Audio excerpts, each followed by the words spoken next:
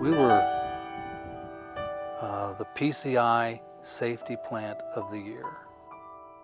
We were successful. I like to think that we were too good, that we became so good at what we were doing safety-wise that we became dangerous. It began like every morning. Go into the plant office and sit down, and God, it must be just 10 after 7. And I forget who it was that came running into the office saying that we had an accident.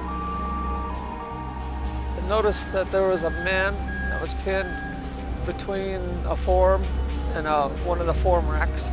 I knew something serious had happened, and I just didn't know it was fatal. The fellas had already uprighted the forms to get Lucho from between the forms. And as he removed the form from him, I seen his body fall to the ground. And those fellas, they started CPR on Lucho just minutes after the accident. I knew he just had a newborn son, very proud father of his son. My mind is kind of in shock. Time just stops. I remember exactly when the paramedics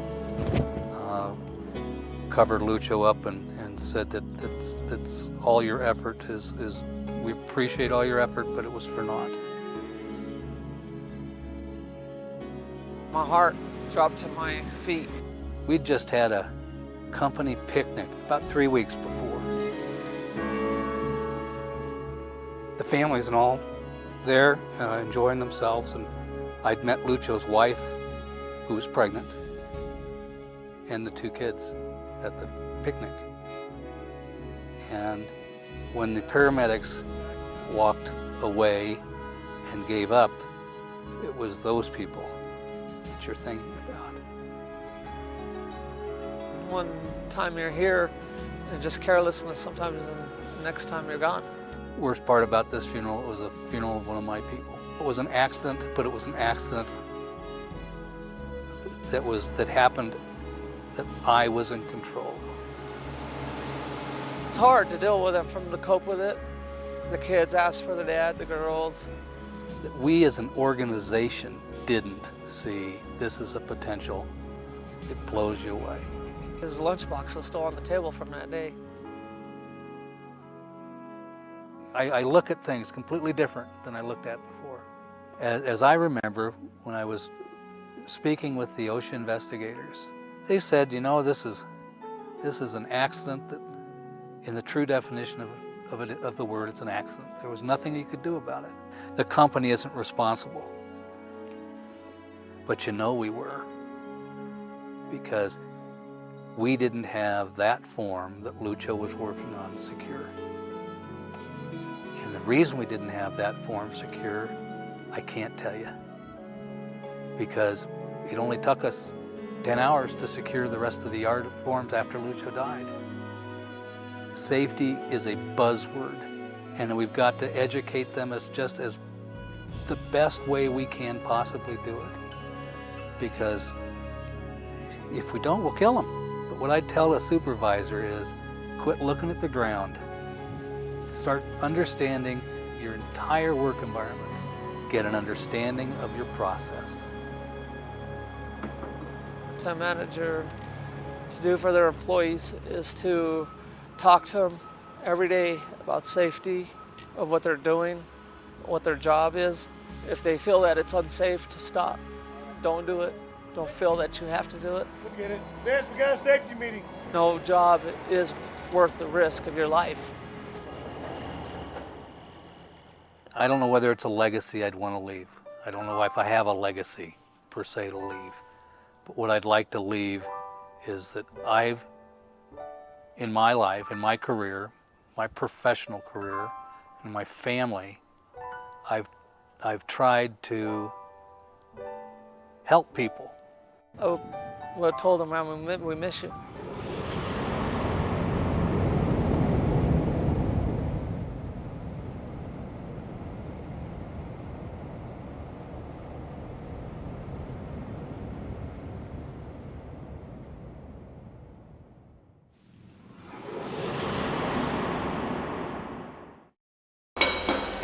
When I was 19 is when I started in the construction industry. I started out night shift running a grader with the Rinker. I stayed there on night shift almost a year. The day that I got hurt, went down to the crusher and was running it for about an hour, and I heard a noise on it, and I called Kelly. And I recall getting a call from Stephen on the CB radio. He asked when I get a chance if I'd stop by the machine. He wanted to show me something. And I saw him coming up the road, so I went ahead up to the top to see where the noise was, and that's when the pile gave away with me, and it pulled me into the conveyor belt. I recall driving up to the machine. I didn't see him anywhere around, so I'm looking everywhere. The first thing that comes to mind, where is he? Kelly got there about 10 minutes, 15 minutes like that after it happened, and was walking around. I could see him walking around looking for me. He couldn't hear me screaming for him because the machine was running still wide open. And as I walked towards the stacker, I heard a faint cry for help. And I look up, and that's when I see him. Steve was hanging from the head pulley of the stacker conveyor on the portable crushing unit. So what I did was ran to the machine and hit the E-stop, the emergency stop button. First thing I remember was the chopper coming in. And then the paramedics and the fire department got there. What I did feel was like a member of my family was in that helicopter, being taken to the hospital. And seeing him leave there in that helicopter, it hurt. It really hurt. The hospital called and said that it was the trauma center and your husband was airlifted, and that's when I lost it. He had lost a lot of blood, when we walked, it was horrific when I walked in there. It was just blood everywhere, and it was hard on all of us. It was hard on the kids, and because they didn't understand. The kids' point of view was, I left every morning and I didn't get home till late at night, basically, for the 3 weeks that he was in the hospital. My aunt comes to school and all she says my dad had an accident, and she didn't know what happened or whatever. She just knew he had an accident. That's all I remember until my mom come home and said he was going to lose his leg. I was scared to see his leg bandaged up, and I still really didn't know the true story of what happened until maybe a week later. We've had to make a lot of modifications and stuff in our life, and we've, there's a lot of things that we had to, basically we haven't done since the accident that we used to do.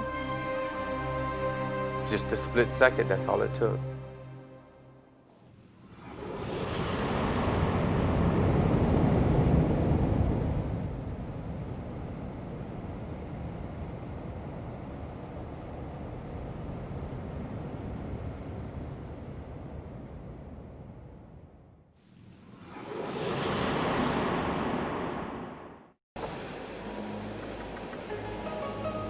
The FEC facility has always been highly regarded, I think, in the industry as a very high volume, high production facility. We had won the Sentinels of Safety Award 3 times. We were proud of our safety record. I would have to say that we all got caught up in that sort of presence with the industry. Yes, we worked in a dangerous industry, but we felt that we were doing the right thing. February 13th was a normal day of operation. We actually had a group of visitors on site. We were bragging about our big quarry and how many tons we do and all this automation and how, we process our material. The 7820 dragline was down that day. There was a generator problem, and they were working on getting that machine back up in operation. Some people were still here from the tours and things, but it was getting dark already. I was gone around 6 o'clock that day. Then I left to go home, and before I reached my house, I got a phone call from the shop supervisor that was on duty at that time. He informed me that there had been an accident. I got the phone call there about that time, 6:30, 6:45, that Orlando was on the 7820 drag line. I still wasn't home. I was coming home from the dance studio with my daughter. and that he had sustained a head injury. The tone of his voice told me it was more than just a accident. It was something much more dramatic. I asked if he was conscious. They told me yes, he is conscious. I hung up, and Jose from the shop called me, and he was in tears telling me he's gone. And I basically couldn't believe that. What do you mean he's gone? He's gone with the rescue? No, he's gone. Orlando's dead. When I first arrived at the dragline, it just, the people that were there, I could see in their face the sadness, the loss of hope. To describe the atmosphere around the machine and in that area at that time, I don't think anyone wanted to believe it. The situation that occurred was an overhead hoist had come off of a beam approximately 20 feet and fell, and it actually fell on top of Orlando. But if we go back to Orlando Valdez, the person, he was one of those guys that came from another country. Orlando had only been with us a relatively short period of time. He finally found a job that he could flourish and utilize his electrical background and be able to support his family. He always seemed to have a positive attitude. Orlando was the type of individual that would walk into a room and everybody would be all bummed out, and he would make everybody happy. His family was devastated. It wasn't a sight to see. We didn't want anybody else to remember Orlando at that moment. We wanted everybody to remember Orlando like the happy person that he was.